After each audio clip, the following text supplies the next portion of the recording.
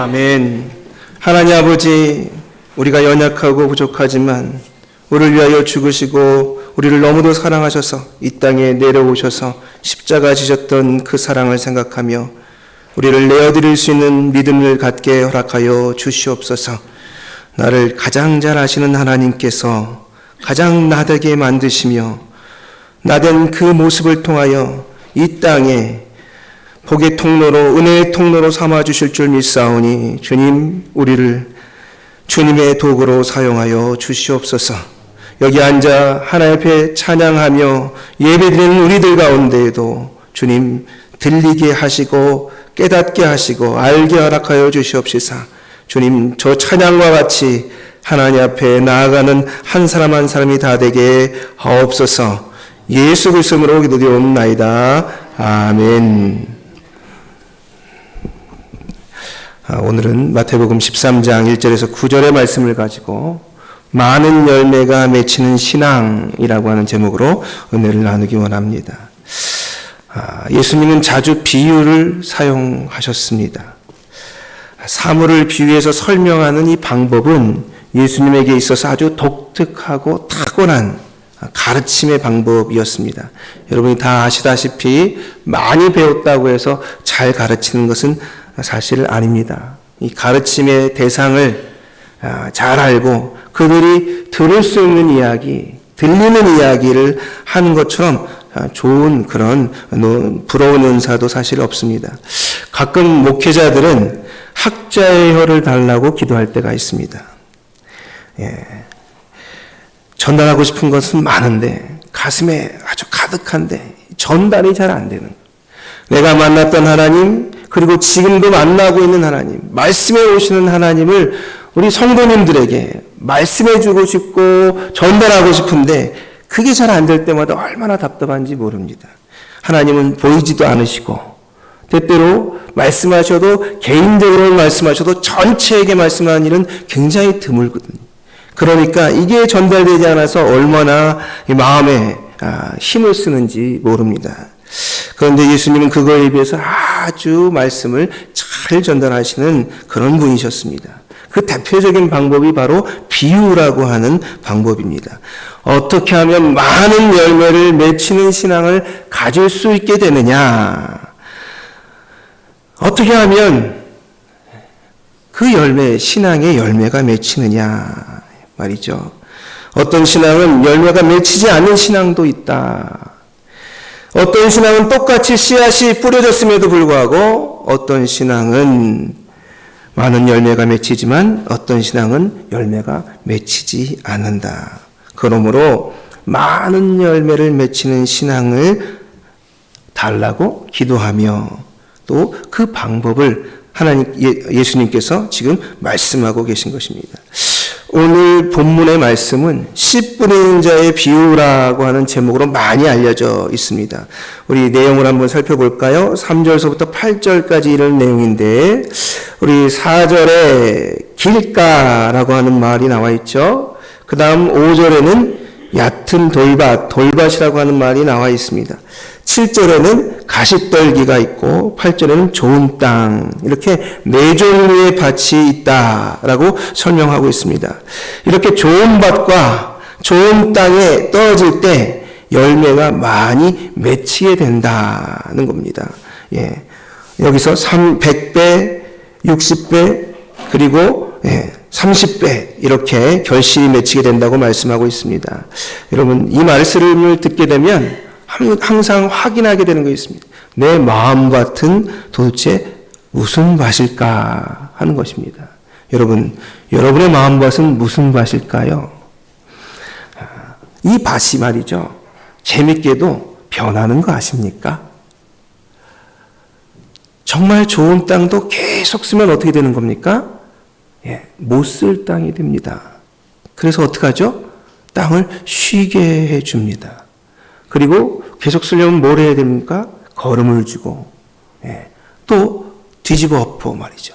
항상 나는 좋은 땅이다, 좋은 밭이다, 이건 우리의 생각이고요. 사실은 우리의 밭은 어떤 때는 길가였다가 어떤 때는 돌밭이었다가, 어떤 때는 가시떨기밭이었다가, 어떤 때는 좋은 땅이 되기도 하고, 또 우리는 좋은 땅에서 이 자리에 앉아 있지만 그 사이에 내가 어떤 밭이 되어 있는지 모르는 상태에 있다라는 마음을 가지시고 말씀을 함께 여행하셨으면 좋겠습니다.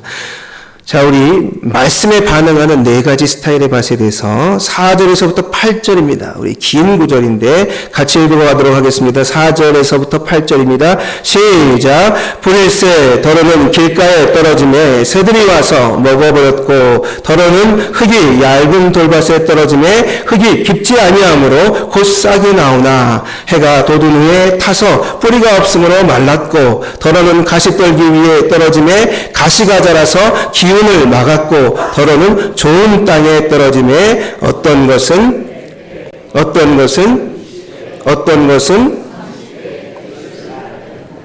아멘. 여러분, 네 가지의 밭이 등장합니다. 그것은 아까 말씀드린 대로 길가, 돌밭, 가시떨기, 그리고 좋은 땅입니다. 우리 길가는 뿌릴새 더러운 길가에 떨어지네 새들이 와서 먹어버렸다, 이렇게 표현되어 있습니다. 예수님은 이 비유의 말씀을 제자들에게는 늘 설명해 주셨습니다. 19절에 가면, 우리 19절로 한번 가볼까요? 19절 한번 읽어보겠습니다. 시작. 아무나 천국 말씀을 듣고 깨닫지 못할 때는 악한 자가 와서 그 마음에 뿌려진 것을 빼앗나니 이는 곧 길가에 뿌려진 자요. 네. 마가복음 4장에는요, 말씀이 길가에 뿌려졌다는 것은 이들을 가리킴이니 곧 말씀을 들을 때에 사단이 즉시 와서 그들에게 뿌려진 말씀을 빼앗는 것이요, 이렇게 되어 있습니다. 여러분, 이 악한 자는 마가복음에서는 사탄이다, 이렇게 설명하는 것입니다. 씨앗이 썩기도 전에, 그리고 뿌리를 내리기도 전에 싹 와서 걷어가 버린다는 것입니다. 냉큼 집어가 버리는 겁니다. 여러분, 그런 경험을 해보셨습니까? 교회 문 밖을 나가자마자 오늘 설교 제목이 뭐였지? 이렇게 떠올려 보시긴 하셨나요? 네. 여러분, 그냥 말씀을 싹 집어갑니다. 여기 물론 씨나 씨앗은 말씀을 뜻합니다. 그죠? 씨를 뿌리는 자는 당연히 뿌리시는 하나님을 뜻하는 것이고, 밭은 그 말씀을 받아들이는 우리의 마음을 뜻합니다. 길가라고 하는 것은요, 굳어진 마음, 닫혀진 마음을 뜻합니다. 굳어진 마음과 닫혀진 마음은 아무리 씨를 뿌려도 그 씨가 자라지 못합니다. 뿌리를 내리지 못한다, 이 말입니다. 여러분, 그것도 말이죠. 이 마음이 왜 이렇게 됐느냐, 왜 이렇게 굳어지고 닫혔느냐, 다름이 아니라 무심코 사람들의 발에 밭이 밟혔을 때, 그리고 그것이 반복되어 여러 번 밟히면 밟힐수록 굳어져 버리는 것이죠. 여러 가지 생각이 있을 수 있지만 저는 이것을 상처나 마음의 아픔으로 설명하고 싶습니다. 다른 사람은 아무렇지 않게 말했지만 그 사람에게는 그게 상처였을 때, 그것도 한 번이 아니라 반복되고, 그리고 시간이 지남에 따라 마음의 아픔과 상처가 남아서 점점 굳어질 때, 사실 이렇게 되면요, 이거를 바꾸기가 무척 힘들어집니다. 상처와 아픔을 피하는데 급급하거든요. 상대방이 무슨 말을 할 때마다도 저 사람이 무슨 뜻에서 이런 말을 하지? 라고 항상 생각하는 것은 자기에게 상처가 있기 때문입니다. 여러분, 우리 길을 한번 생각해 볼까요? 길 중에는 여러 길들이 있습니다. 사실 길들은 우리에게 이 편리를 제공해서 자신을 희생해서 우리가 그 위를 걷고 다니는 것입니다. 때로 길 중에는요, 질척한 길이 있어요. 지금처럼 아스팔트가 많이 깔려 있을 때는 그 길이 고마운지 모르지만, 여러분 아시다시피 성수동에도 10년 전, 한 15년 전, 땅이 비가 오기만 하면 질척거려가지고 힘들었다고 얘기하시는 분들도 계시더라고요. 땅이 평상시에는 말이죠, 괜찮은데 하도 비가 내리면 그냥 이 깨끗이 청소해놓은 교회에 들어가자마자 흙발이 찍히지 않습니까? 여러분, 그렇게 이 얼마나 많이 질적거리는지, 심지어는 그 성수동 저쪽 도로에서 이쪽으로 들어오기가 싫었다 하는 분들도 있습니다. 여러분, 비가 와도 딱딱한 길이 있을 때 사실 우리는 편합니다. 근데 그 길이 우리를 위해서 희생했기 때문에 그런 것 아니겠습니까? 길이 되어주는 사람들이 존재하죠. 수고하고 애쓰고 말이죠. 근데 그 고마움을 모른 채 무심코 발길질을 했을 때 그 땅에 착한 마음이 멍이 듭니다. 이 착한 마음이 멍이 든 상태는 알지 못하고 여러분 그냥 또 반복되죠. 착한 분들이 그런 일들을 많이 경험하죠. 교회 다니시는 분들은 거의 다 웬만하면 착한 분들입니다. 그러니까 교회 오셨죠. 전 그렇게 생각합니다. 그런데 이 상처가, 이 아픔이 계속되면 굳어져 버립니다. 안 아프고 싶어서. 더 이상 상처받고 싶지 않아서 말이죠. 굳게 닫아버리는 겁니다. 보여준 말씀의 씨앗이 들어갈 자리가 없습니다. 희한하게도 상처받은 분이 많은 은혜를 받을 것 같지만 오히려 그렇지 않습니다. 어른들은요, 대체로 상처를 많이 받고 살아오신 분들입니다. 때때로 그럴 것 같지 않은 사람들에게 속기도 하고, 또 그래서 자식들을 보면 너무 순진해가지고 세상이 얼마나 무서운데, 그들가, 사람을 믿으면 안 돼. 하나님을 믿어야지. 막 이러면서 말이죠. 이건 자기 삶에 믿었던 사람에게 상처를, 배신을 당했을 때 생기는 일들입니다. 그래서 무슨 말이 주어져도 의심하고 또 의심하고 또 확인하고 또 확인합니다, 여러분. 그게 말씀에도 적용이 됩니다. 그러고 나면 그 사이에 말씀은 뿌리를 내리지 못하고 우리가 확인하려고 의심하는 순간 탁! 사단이 채가는 것입니다. 그는 말씀의 은혜를, 열매를 맺지 못합니다. 두 번째, 돌밭입니다. 우리 5절과 6절 한번 읽어보겠습니다. 시작. 더러는 흙이 얕은 돌밭에 떨어짐에 흙이 깊지 아니하므로 곧 싹이 나오나 해가 돋은 후에 타서 뿌리가 없으므로 말랐고. 역시 이것을 예수님께서는 또 설명해 주십니다. 우리 20절, 21절 같이 읽겠습니다. 시작. 돌밭에 뿌려졌다는 것은 듣고 즉시 기쁨으로 받되 그 속에 뿌리가 없어 잠시 견디다가 말씀으로 말미암아 환난이나 박해가 일어날 때에는 곧 넘어지는 자요. 여러분, 아주 재밌는 게요, 세상의 풍파로 인해서 환난과 박해가 일어난다고 적지 않았습니다. 잘 보십시오. 21절에 뭐로 말미암아 환난과 박해가 생겼습니까? 말씀으로 말미암아 환난과 박해가 생겼다고 합니다. 우리가 말씀을 들었으면 편하고 행복하게 즐겁게 살아야 되는데 그렇지 않다는 것입니다. 그렇지 않다는 거예요. 그것 때문에 우리에게 어려움이 닥쳐오고 때때로 다른 이게 구박을 받는 일이 생긴다. 그래서 넘어지게 된다고 표현하고 있습니다. 여러분, 즉시 기쁨으로 받지만 싹이 나오는 것 같더니 신앙생활을 막 시작하려고 하다가 갑자기 슉 사라지는 것이죠. 여러분, 이런 분들은요, 이 감정적인 신앙생활이 먼저 앞서갈 때, 이 감정이 없으면 안 됩니다. 하지만 이게 삶에 대한 것보다 감정이 먼저 앞서게 되면 꼭 이런 일들이 생길 때가 있습니다. 마음과 기분에 따라 신앙이 달라지는 것. 부흥집회나 수련회에서는 굉장히 많이 은혜를 받고 눈물까지 흘렸는데, 여러분, 신앙생활이 말이죠, 기쁨과 감격으로만 이루어진 게 아니지 않습니까? 늘 기쁨과 감격이 있으면 좋죠. 하지만 생활이란 그런 게 아닙니다. 신앙으로 살아간다는 건 쉽지가 않습니다. 이 세상에서 하나님의 말씀대로 살려고 하면 걸리고 부딪히게 되어 있습니다, 여러분. 이게 우리의 본성이에요. 이건요, 우리가 태어날 때부터 장착하고 태어난 거예요. 어떤 사람도 태어났는데 네 발로 걷고 있지 않습니다. 두 발로 걷고 있어요. 손이 있고 발이 있고 머리가 있더라 이 말입니다. 우리가 마치 부모님을 선택해서 태어난 게 아닌 것처럼 우리가 태어났는데 이미 내 중심적으로 살아가려고 하는 본능이 끓고 있어요. 생명 안에 그게 있어요. 그러니까 굉장히 이기적일 수밖에 없어요. 이것과 성경은 뭐라고 얘기합니까? 너를 위해 살지 말고 하나님을 위해서 살아라. 너를 위해서 살지 말고 이웃을 위해서 살아라. 하나님을 사랑하고 이웃을 사랑해라. 더 사랑해라. 너보다. 그렇게 말씀하시니까 부딪히는 거예요, 벌써. 여러분, 그래서 신앙생활이 말씀이 내 안에 자리 잡잖아요. 전쟁터가 됩니다. 내 안에. 네. 여러분.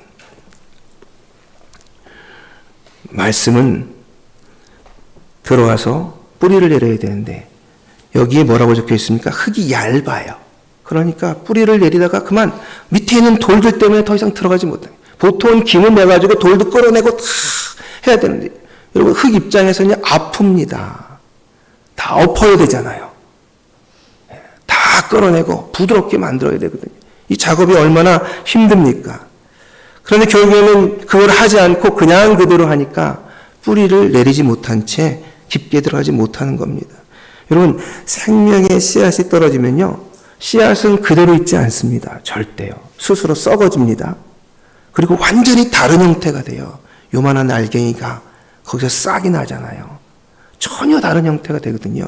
그런 것처럼 말씀과 우리의 마음의 땅이 함께 하려면 그대로 있으면 안 되는 거예요.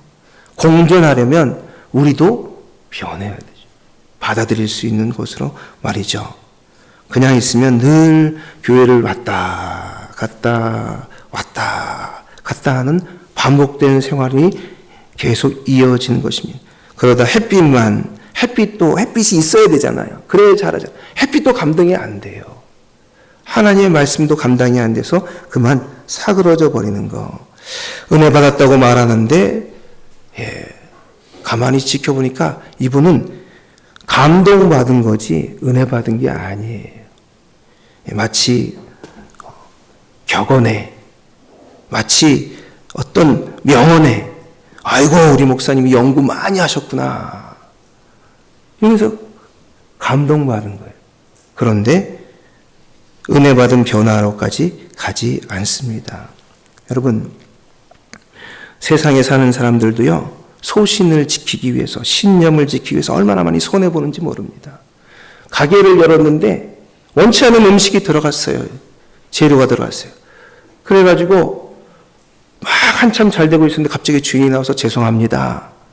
저희 주방장이 요리하다가 넣지 말아야 될 재료를 넣었습니다. 오늘 다 환불해 드릴 테니까 돈을 받아서 나가십시오. 그랬더니 갑자기 사람들이 젓가락을 툭 던지면서 뭐 이런 음식점이 다 있어. 막 뭐라 그러고 갑니다. 돈 받아가지고. 실수를 할 걸 해야지 먹는 걸 가지고 장난을 쳐 갑니다. 그런데 이 주인이 그러고도 묵묵히 또 열심히 하고 또 그런 일이 생기면 또 죄송하다고 사과하고 또 그럽니다. 그거를 여러 해 동안 어떤 분이 한 3년을 지켜본다는 겁니다. 그런데 그분이 정직하다는 거예요. 그러면 그때서부터 사람들이 몰려들기 시작한다. 그 3년 동안 얼마나 많은 손해와 자기 실수를 인정하는 아픔을 겪었겠습니까? 여러분, 소신을 지키고 신념을 지키는 것도 이렇게 어려운 거예요. 말씀을 듣고 그것을 지켜나가는 건 더욱더 어렵습니다. 그래서 돌밭에 떨어지게 되면 환난이나 박해가 오면 무너진다, 넘어진다. 그가 돌밭에 신앙을 가지고 있는 모습이라고 하는 것입니다. 자, 우리 7절 같이 읽겠습니다. 시작. 더러는 가시떨기에 떨어짐에 가시가 자라서 기운을 막음으로 결실하지 못하였고. 예수님은 이거에 대해서 설명합니다. 22절입니다. 22절 시작. 가시떨기에 부러졌다는 것은 말씀을 들으나 세상의 염려와 재물의 유혹에 말씀이 막혀 결실하지 못하는 자요. 네. 여러분 마가복음에서는 여기에 보태서 기타 욕심이 들어와서 말씀을 막아버려서 결실을 못한다는 겁니다. 어떤 사람도 염려로부터 자유로운 사람은 별로 없습니다. 그죠? 세상 염려가 대부분 생활에 대한 염려입니다. 건강에 대한 염려입니다. 자녀와 부모에 대한 염려입니다. 이 염려로부터 자유로운 사람은 별로 없습니다. 이 염려를 하다 보면 자연스럽게 하나님께 집중하지 못하게 됩니다. 여러분, 아까는요, 외적인 어려움이지만 이건 우리 안에서 발생해요. 우리 몰랐는데 우리 안에 그런 가시가 있는 거예요. 염려라는 가시. 그리고 재물의 유혹이라고 하는 이 가시, 그리고 욕심이라고 하는 가시가 있다는 사실을 몰랐는데 알게 되는 거예요. 아까 제가 말씀을 들으면 우리 안에 전쟁터가 생긴다고 했는데요. 여러분, 서로 다르다는 사실을 알게 되고 거기에서 싸움이 나는 겁니다. 하나님의 말씀은 어떻게든 우리를 하나님의 사람으로, 하나님의 자녀로 다듬으려고 자꾸 하는데 우리의 욕심은 그렇게 가지고 싶지 않아요. 우리는 우리 마음대로 살고 싶어요. 그리고 고집을 부리게 됩니다. 그러면요, 점점 뭐가 이기느냐? 말씀이 이기는 게 아니라 우리 안에 있는 우리 안에 있는 것들이 이기게 됩니다. 유혹에 서로 잡히게 되는 것이죠. 그거는 왜 그러냐? 여러분, 세상을 더 크게 여기기 때문에 그렇습니다.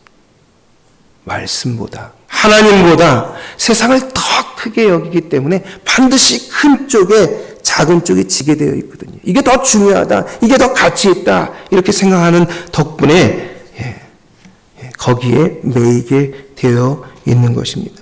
어떤 분은요, 염려를 없애려면, 걱정을 없애려면 돈을 벌어야 된다고 그러시다고요. 저는 틀린 말은 아니라고 생각합니다.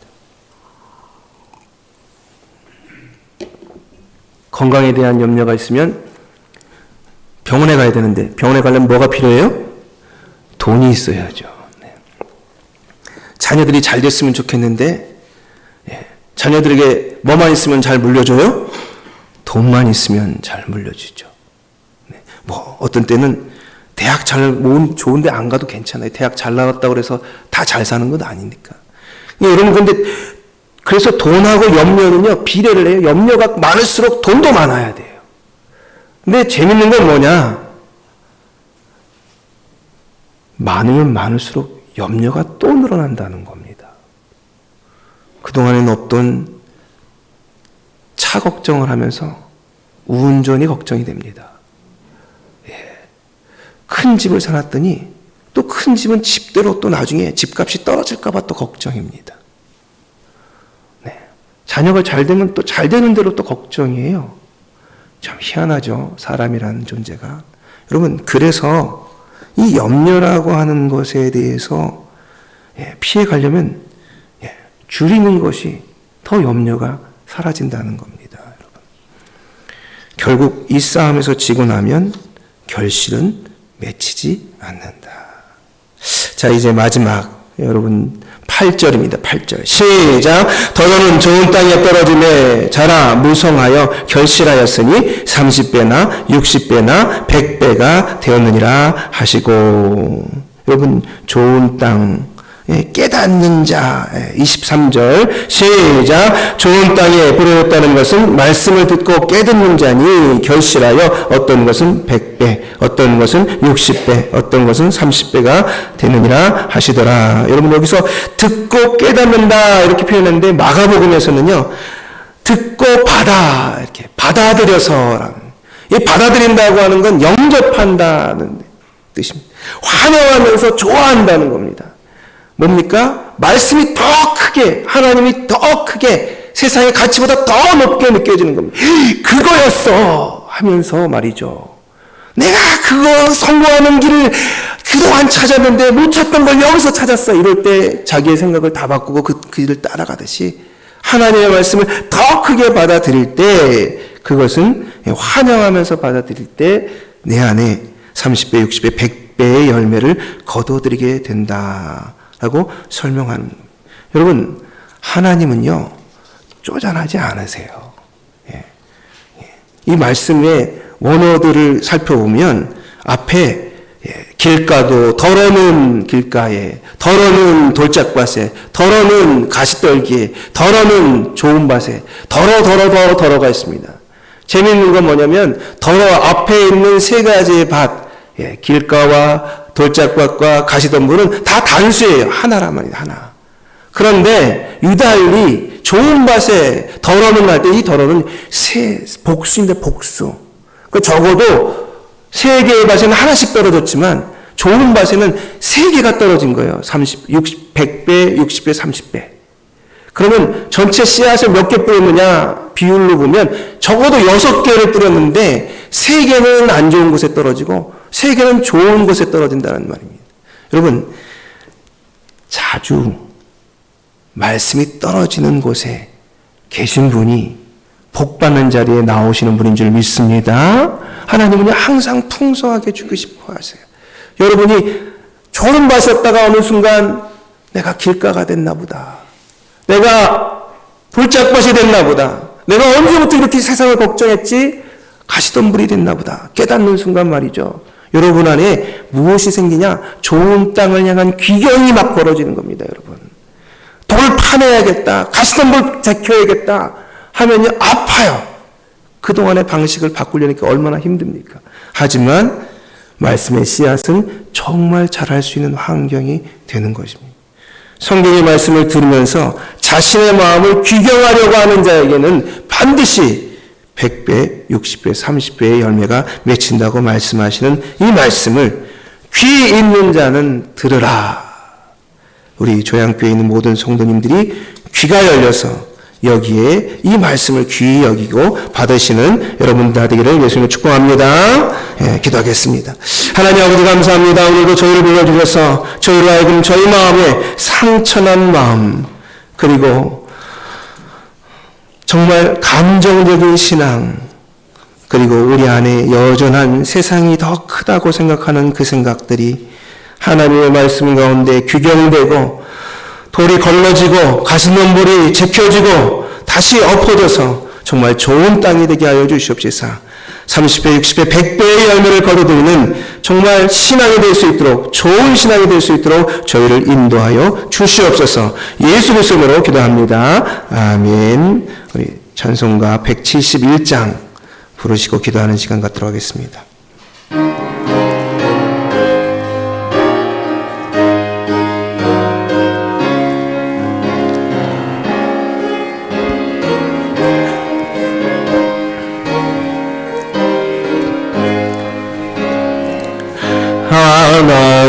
하나님의 독생자 예수 날 위하여 오시었네. 내 모든 죄 사하시려고 십자가 지셨으나 다시 사셨네. 살아계신 주 나의 참된 소망 두려움이 사라지네. 사랑의 주